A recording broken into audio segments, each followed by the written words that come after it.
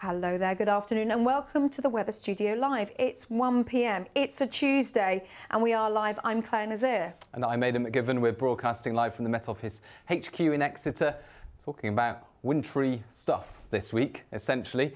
And Alex is right next to me. Hello, and yes, welcome along. Please do get involved over the next 20 minutes or so. We want your questions, we want your feedback, we want your suggestions. We're live on YouTube, we're live on Facebook, we're live on Twitter. Even if you're not watching this live, keep sending in your questions and your suggestions. We'll try and answer as many as we can. We've already had a couple. Great one from Tom Mosler on YouTube. Are we on course for having the second wettest autumn on record? Well, it has been very wet in places, and some places have in fact broken their autumn record. Sheffield, for example. And it's really interesting that there's been a blog issued this morning about November statistics, because November has been very, very wet in some places, obviously the devastating flooding from last weekend, but actually some parts, particularly Western Scotland, have been very dry, only 17% of their rainfall so far. It's a really good blog issued on the Met Office website. We tweeted about it this morning as well, so go and check that out, because it's also been exceptionally sunny in Shetland, so that's quite interesting. Ooh, but yeah, keep sending your questions in, we'll answer as many as we can.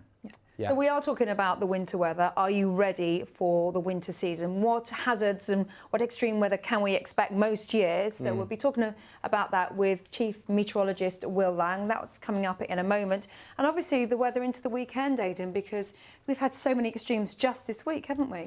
Yeah, it's already been very cold. You might think that winter has already hit, but of course, technically, we're still in autumn. Last night was the coldest November night for 3 years, since 2016. And is it going to stay cold? Certainly for the next few days, but will there be a change heading into the weekend? We'll be covering that, whether it's going to stay cold heading up towards the actual start date of the meteorological winter season, which is the 1st of December, whether we're likely to see any more wintry weather to come in the next few weeks or so. And of course, let's have a look at how cold it got last night. Yes. So last night, temperatures plummeted across much of the UK. It was a widespread frost, wasn't it? Anywhere from southern England right the way up towards northern Scotland.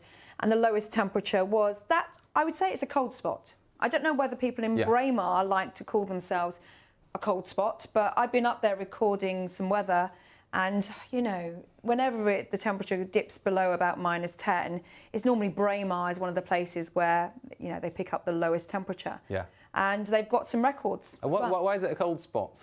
I think it's just where it's positioned, because it's Royal Deeside. So it's sort of towards the east of the Highlands. It's in the Highlands, but it's the east. And it's in a little bit of a hollow. So, as we know, Coldest sinks down to its lowest point, so you can get something called frost hollows during the winter months, where the temperatures at the lower level are lower than at a higher level, which is quite unusual.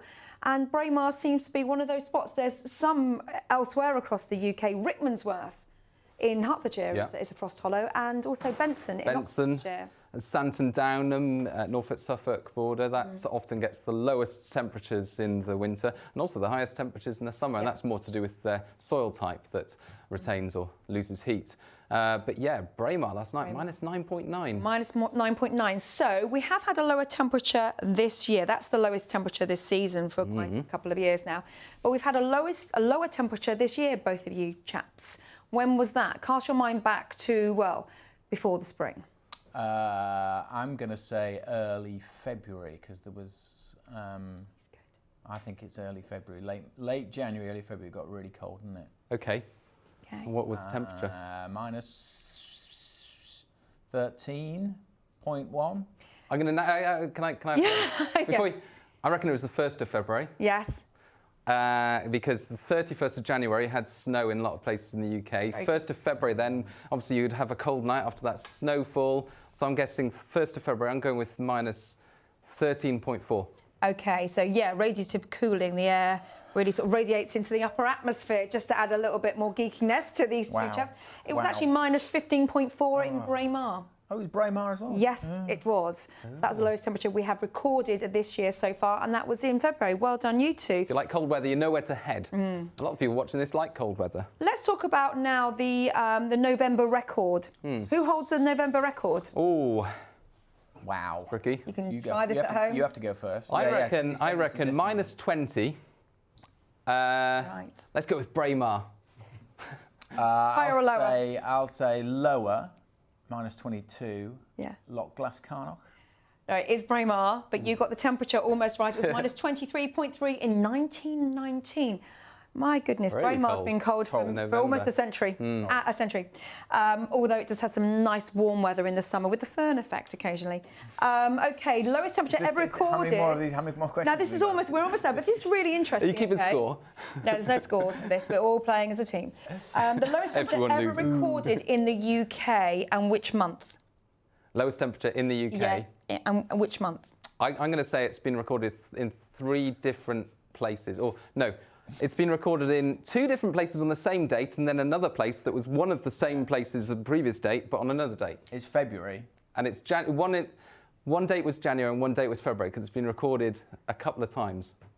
Right, okay, well, we know what the temperature was because you know that one. You said you know it to 2 decimal places. 2 significant figures. Okay, minus 27 something. Point 2. 2. Yes, well, these are very good. Actually, interestingly enough, minus 27.2 degrees Celsius has been recorded in Braemar as well as Altnahara on every month in the winter. On different years, but every month at some point that is that temperature has been recorded in January 1982, in February 1895, both Braemar, and Altnahara in December 1995. Before we talk to Will, this is interesting. Okay, lowest temperature ever recorded in the world. We've got the interesting one now. The lowest temperature ever recorded in the world.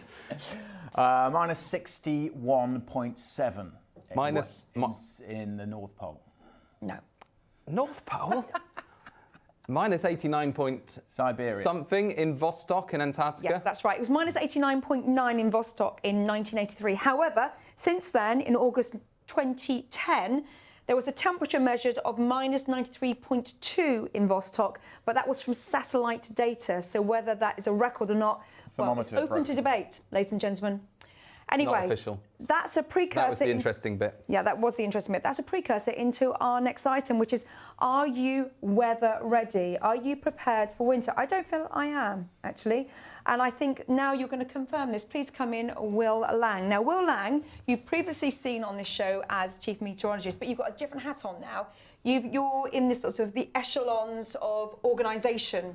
That's right, Claire. Yeah. So now I look after the warning service. Right. So all of the severe weather warnings, the yellows, the ambers and the reds that you see issued on the website or on TV.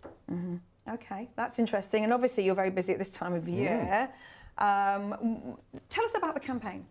Okay, well, this is our Weather Ready campaign, and this is a team up really between the Met Office and some government departments and lots of other organisations actually who are involved in winter weather, charities, for example, the NHS, and we all gather together and we all share our advice and make it available to the public to help them prepare themselves, their families, their loved ones, their communities for whatever winter can throw at them. Okay, this is quite an interesting graphic. There's a lot going on here, isn't there, Aidan? Yeah, a summary of sort of hints and tips and things that you should be aware of, things that you should start preparing for, I guess. You've got a house there, you've got a car, people walking, and we'll go through all the different aspects in detail in a moment. But yeah, those are the broad themes, aren't they, Will? I think so, and I think the huge range of things that we are suggesting, the advice that we can give, shows how diverse our winter can be. It was really interesting you were talking about the low temperatures in February, the beginning of February, because what was the temperature 2 weeks later, mid-February this year? Of course. 20. Yeah. And that was still in winter. So we can have warm weather in winter, we can have very cold weather in winter, we can have frost and ice and snow, but also we can have stormy weather, we can have floods as we've seen recently, and we can have much milder conditions as well. And that's normal for a British winter, to get a huge range of different weather types, often changing within the course of a week. It's that variation, isn't it, that makes it so tricky in this country, because people complain when we get traffic grinding to a halt or airports shut because of snow, but it's because we don't get that sort of thing on a regular basis, like, for example, Finland. And so in a way, we have to be prepared for a whole gamut of sort of weather conditions rather than specialising in one or two. That's right, Aidan. If we were living on the continent or in Canada or something, we'd have all switched to winter tyres and we'd be prepared for snow rather than rain from now on. But that just doesn't happen because of our maritime climate here in the UK. So we need to be prepared for a whole range of different eventualities, and that's what we're suggesting through this campaign. So the first one we're looking at is, are you weather ready, is the flu jab. Now, I haven't had one. You have, haven't you, Aidan? I have. Well, I've got a young baby in the house, so we just thought it would be better if we all got the flu jab, because you don't want young babies to get the flu jab. Of course, she can't get the flu jab because she's too young, but some vulnerable groups can get the flu jab for free. That's right, and it's the peak time for flu at this time of year, particularly for vulnerable parts of the community. So part of our advice is that you should look into getting a flu jab. Many people can get it for free.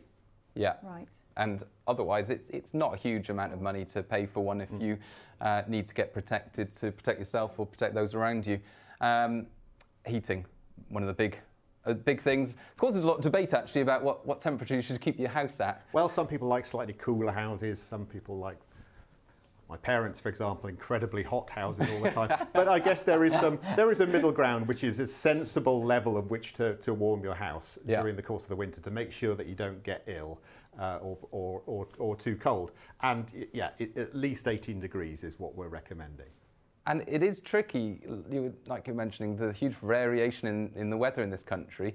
One heating schedule will be too hot for one day, and then the next day you get frost, and all of a sudden your house is too cold. Well, you know, if you can try and master how your thermostat works, for example, and try and work that to your advantage, you will need to change the way that your house is heated throughout to cope with the changing conditions outside. And actually, what we've seen recently is some really frosty conditions. I drove on Monday morning, and my car was encased in ice because we had some showers, we had temperatures drop to only -2 Celsius, and it took ages to defrost my whole car. It was proper ice. You know, it's a real shock to the system, and certainly on the roads it can be very icy when the temperature just is close to freezing. Yeah, I mean, we're getting into that part of the season now where it just needs air temperatures close to freezing, and then the roads will freeze as well, and there'll be ice on the roads in places. You'll have to defrost your car, scrape the ice off in the morning. So again, what we're saying through the Weather Ready campaign is just be prepared for that.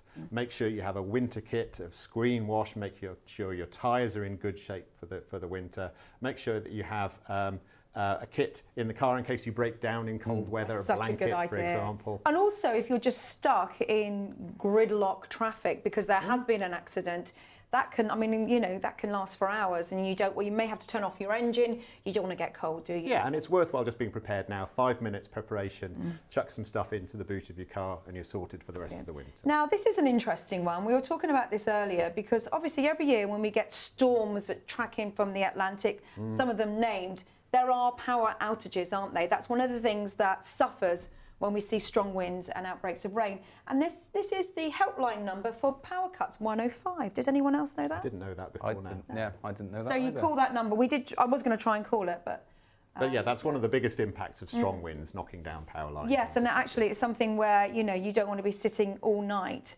freezing cold with no lights or anything on. So yes, that's worth knowing that number. On local radio there, you can get up-to-date information, of course, on power cuts and so on. This is an interesting one. Pipes. Have you checked your pipes now? This concerns me because, you know, if the temperature doesn't rise above freezing over a consecutive number of days, then there's going to be a higher chance that standing water in your pipes will expand as it freezes, and it could break those pipes. So this is a really important one. You know, is it something you get a professional in? I don't think I'd try and do it myself. I don't know either, Claire, to be honest. But it's worth making sure that you've got sufficient insulation on your pipes and you know vaguely how it works, should there be a problem. And as you said, it's that kind of period where it'd be several days where the temperature is stuck below 0 day and night. That's when you have to start to think about what your pipes And you can check that on the weather app, can't you? Because they do hourly readings of temperature for the next 5 days, site specific. So if you lived in somewhere like, I don't know, Pottersbury, in Northamptonshire, then you can actually put Pottersbury in and you'll find the temperatures right the way through. And so you can see whether the temperature is going to rise above 3 or 4 degrees. And if it doesn't, and as it's happened in the Glens of Scotland this last few days, hasn't it? Temperatures are well below. I do think that they accommodate bad weather and cold weather much better than perhaps more southerners. I don't know, like myself. So one of the points of the campaign is just to plan ahead, Yeah. for what there might be. So that means that you can keep in touch with Met Office forecasts, temperature data, but also warnings. And we're always looking that few days ahead to what you might be doing and how you might be affected. And you find advice on the weather warnings, don't you, about how the weather might impact travel, for example, how it might impact your commute. So always worth reading the the small print, if it were, of the weather warnings. Yeah, so it might be a red or an amber warning, it might be a yellow warning for fog or something. Just having that awareness, it may not affect you or your route, but at least you're prepared for it and you know how to drive and you're equipped for those conditions. Yeah. Strong winds, floods, that's been one of the main impactful weathers of recent weeks, hasn't it? It's just been devastating across some parts of the country. Terrible, and you know, of course, with such wet conditions, there is the risk of further flooding, which it's only earlier in the season at the moment. We don't want to alarm people, but it's about being aware. If you think you're in a flood-prone area, then just make sure you're prepared. Yeah. And good advice there on supplies that you might need should your water or power be disrupted. And there's a web link there for more tips and advice. Yeah, so that's launching tomorrow, obviously, as you say, in conjunction with other partners. And it's important just to plan ahead, isn't it? Stay tuned to the forecast. And if there are any weather warnings issued, just take note, as Aidan said, of the small print and be prepared. That's right. I mean, we don't know what the whole of the winter will look like weather-wise, and we're the Met Office, but we're planning for that whole range of different weather and just being prepared for all of that. Well, we're not even into winter yet, and we've already had some horrendous conditions with heavy rains. As Alex said, some parts of the country have been very dry, but incredibly cold over the last week. So we've got everything to play for. Absolutely. Yeah. Thank you, Will, for Pleasure. coming on again and giving us tips and advice. And yeah, there's the web link if you want to see more of that sort of thing in detail. Okay. Thank you, Will. Alex. Lots of really, really good questions coming in. Thank you so much for those. Mark Ringland sent in 2 questions via Facebook. First one, sensible question, good question. How do you figure, Met Office, that it was the coldest November night in 3 years? Is this based on national statistics? I can tell you that it was the coldest night in Rickmansworth. We were just talking about Rickmansworth as a cold spot. He reckons it was the coldest night there in Hertfordshire since 1996. Well, yes, it is national statistics. So when we talk about the coldest November night, that was the lowest temperature we've recorded across the UK in a November night. Individual locations, yes, could have had different statistics. You let yourself down a bit there, Mark, with the next question. All that global warming making it cold. Now, come on, Mark. You should know the difference between weather and climate. If you've been measuring the weather since 1996, you need to do a bit more research and work out what the difference is between weather and climate. They're not the same things. Speaking of cold weather, though, lots of questions coming in about sudden stratospheric warming. We thought this might happen, didn't we? Lots of people coming in. Are you going to mention the sudden stratospheric warming? So sudden stratospheric warming, we've talked about it on the show lots of times before. It's where the temperature miles and miles up in the atmosphere suddenly makes a big jump, and it can be a sign that a couple of weeks later we get easterly winds, and it was a trigger for a beast from the east 2 years ago. 2018. February 2018. So SSW, we always keep a big eye on it. We talk about it a lot here because it can be a signal that we're going to get a cold spell, and that potentially brings some snow. Now, we did think this question may come up today because there have been a few of the computer models suggesting that SSW may happen. But we spoke to one of our main scientists here, Jeff Knight, whose job is, he's the manager of the modeling climate variability, and he's basically an expert on SSW. And he said that our model, our computer model, is not offering any signs of SSW at this stage.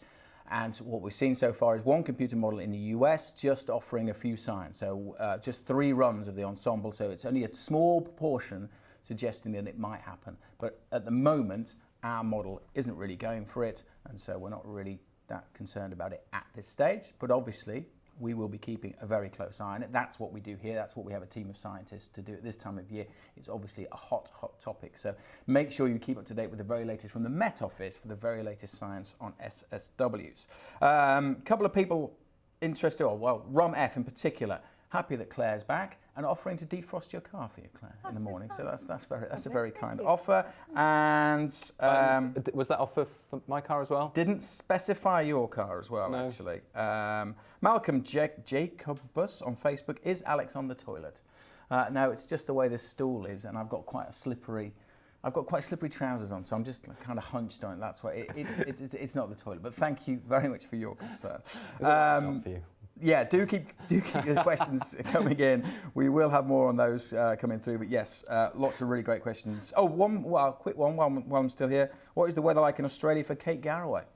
You were on GMB this morning, weren't you, talking about Well, the reason why they can't make those fires, which they normally cook with, is because the bushfires are quite close by. It looked a bit chilly overnight, but by day, okay, and quite hazy as well. So I think that's the forecast. That's the weather in Queensland, because Kate Galloway is on I'm a Celebrity, Get Me Out of Here. So we're covering all kinds. We're going from SSW to I'm a Celebrity. That's what we do on the Weather And Studio interestingly, Australia and Antarctica are suffering from or having an SSW at the moment. That's the reason why they've had enhanced drought conditions across central and northern eastern parts of Scotland. And it's the occurrence there is about 4%. So in recent times, over the last 4 decades, I think they've only had one proper SSW, perhaps two. So less much data. Rarer. They're much rarer. Yeah, and that's because of the structure of the winds across the southern hemisphere, whereas ours is about 50%. Yeah. So. Excellent. Yes, lots of questions. Please keep them coming in. Thank you very much. Well, let's take a look at the weather because, like we were saying, we've had plenty of cold weather. I just want to have a look at the wider view. This was 24 hours ago. Let's play it forward there. And the first thing to note is this enormous spiralling low to the west of the UK, not making much progress, which of course meant that we had clear skies in many places on Monday night and the cold air to start the day this morning, and some dense fog patches, weren't there, Claire? Yes. Midlands, eastern parts of England. Honestly, it does scupper travel so much across the UK, and it was freezing fog in many places as well. Yeah, so unpleasant. I had a quick look half an hour ago, and it looked like virtually all of it had gone, so improved visibility for the rest of the day. Let's turn on the weather there.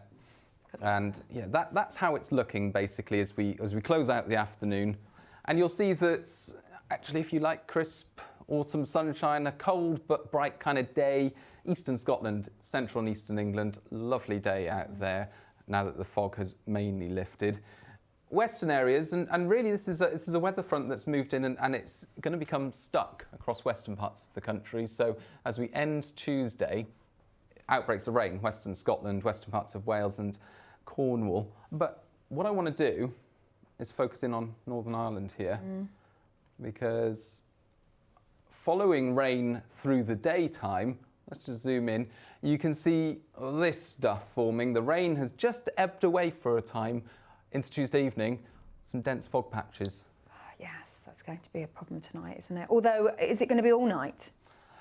Well, let's play it forward, because you can see the rain out there to the east of Northern Ireland, and then it sort of edges back in again. And you know, when you get a return of the cloud and the rain coming back in again, that can often lift the fog, because you get that kind of insulating blanket that helps to warm things up through the night. So it might be at its worst through this evening. So it could be a murky start to the morning, but hopefully less visibility issues if you're travelling during the morning rather than overnight. Yeah, and another cold night for Scotland in particular. We were thinking -4, -5 degrees, so not as cold as last night, but it all depends. This is 8 a.m. tomorrow morning, and you can see a lot of cloud cover there for central and western Scotland. So this weather front that's stuck around the Irish Sea, bringing outbreaks of rain to Northern Ireland, western parts of Wales, Cornwall, it will also bring some rain into western Scotland, and just an overhang of cloud, and that could make the difference in terms of how low those temperatures go. So again, eastern parts of Scotland, another cold night, but probably not as cold as last night. And also the model keeps coming up with a few residual showers, just sort of clipping East Anglia as well, which is quite consistent over the last few days. So it's worth noting, because in fact, much of the mainland is looking quite dry, isn't it, away from the west. It could be a bit sort of, murky, low cloud, etc., and also cold, but even so, mostly dry. Yeah. And another fine day for most places tomorrow. The weather patterns over the next few days are really slow moving, aren't they? And I just want to zoom out, take a wider look at why that's the case. So again, this is 8 a.m. on Wednesday. And of course, it's all down to the jet stream once again. Now, the jet stream, when it's in a flat kind of position like this, it helps to bring areas of low pressure in. They dump their rain, they move on, and that kind of repeating cycle goes on. It's what meteorologists call a mobile pattern, because these systems are mobile, but it's not what we've seen a lot of recently. And that's because if I turn on the pressure pattern as well, you'll notice that large area of high pressure over Eastern Europe. And what's happening, zoom out a little bit, next few days, These lows are coming in from the Atlantic, but they're kind of getting stuck in this dip of the jet stream that we called a trough. And basically they're becoming slow moving because this high, it's almost like an unstoppable force meeting a immovable object. Right. You know, who will win? A boulder in a river. Yeah, that's right. So who will win this fast-flowing stream out to the west of us? It's coming up against that boulder. It's kind of splitting the direction in two. And these lows aren't allowed to progress across the UK. Not good news for some places because, of course, you get the same weather happening again and again. And the focus over the next few days has switched from sort of northern and eastern parts of England to the southwest of England in particular, western parts of the UK, but particularly the southwest. So turn that off, and put the rainfall on. So as this rainfall moves in, it's coming in from the southwest, and I'm just fast forwarding there through Thursday.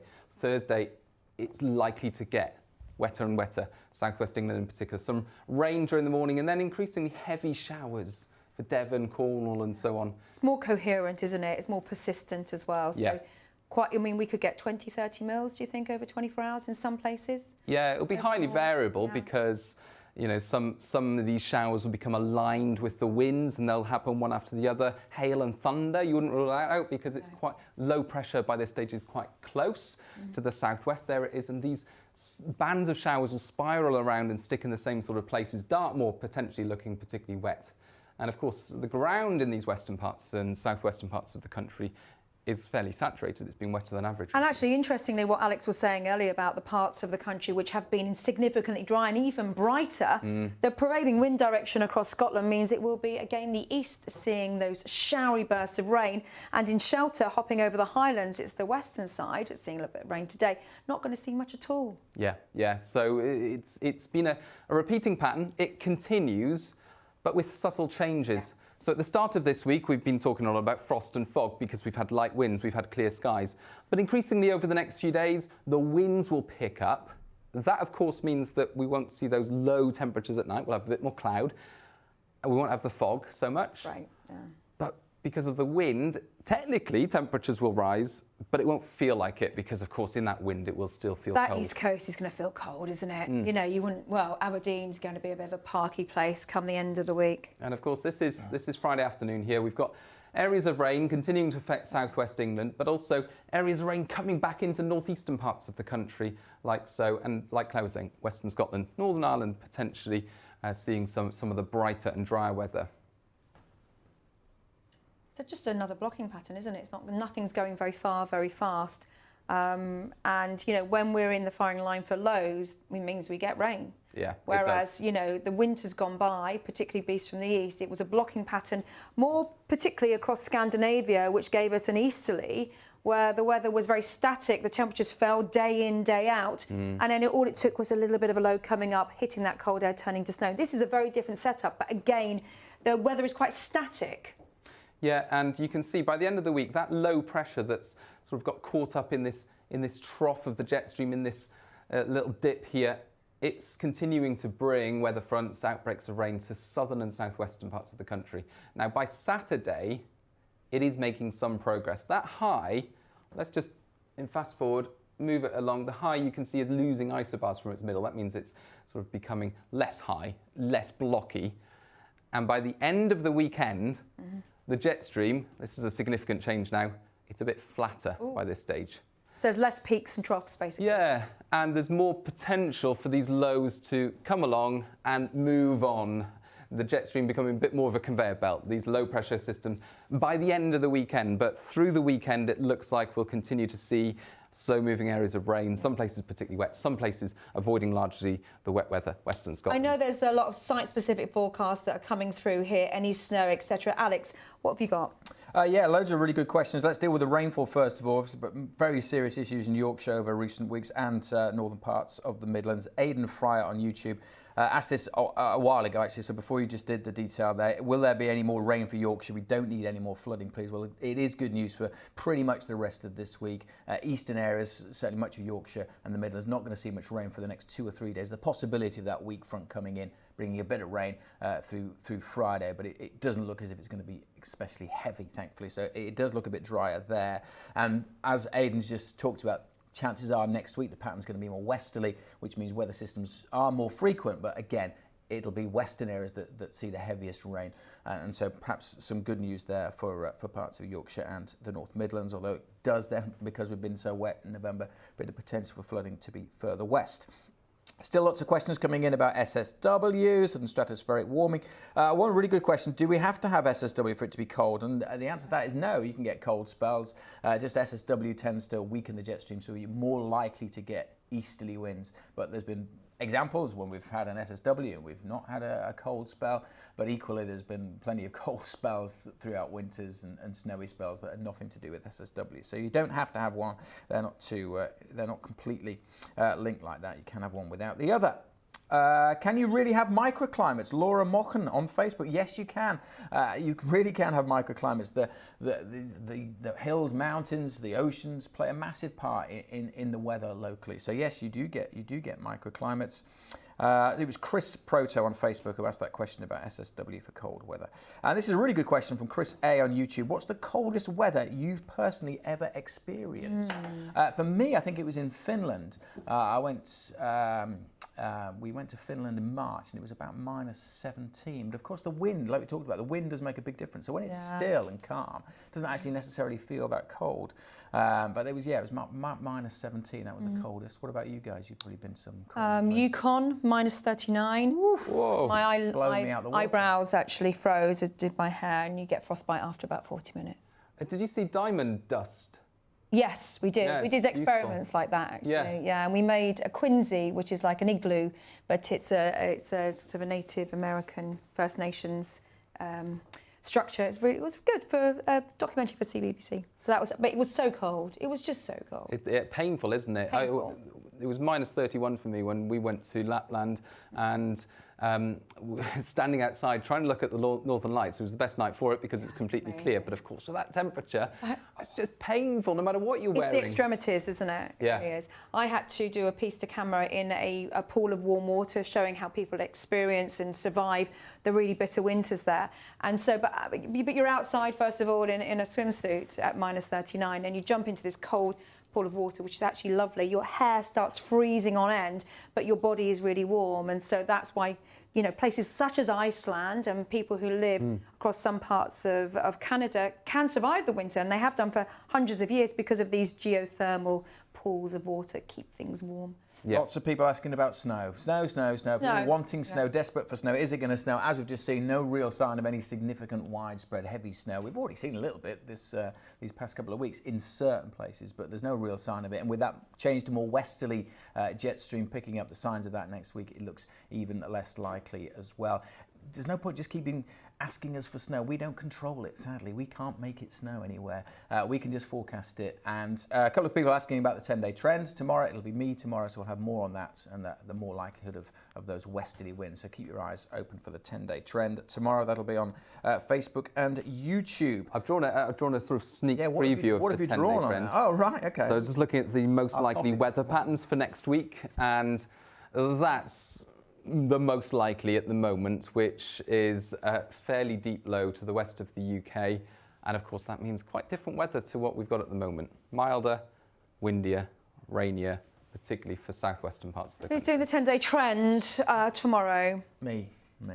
You just did that. Sorry, do you know I zoned out just for one moment? I was just looking at his amazing drawing, concentric circles. I just summarised it, but he'll have the 6-minute version. I'll have the 6-minute version of that graphic tomorrow. If you want me to draw it for you, then just ask. And also, we'll all be featuring on the podcast Weather Snap, which goes out every Thursday. Yeah. But thank you for joining us. Thank you for your questions and your comments. Hope you enjoyed it. And please do continue to send in those questions, and we'll see if we can answer any more next week. Thanks very much. Bye-bye.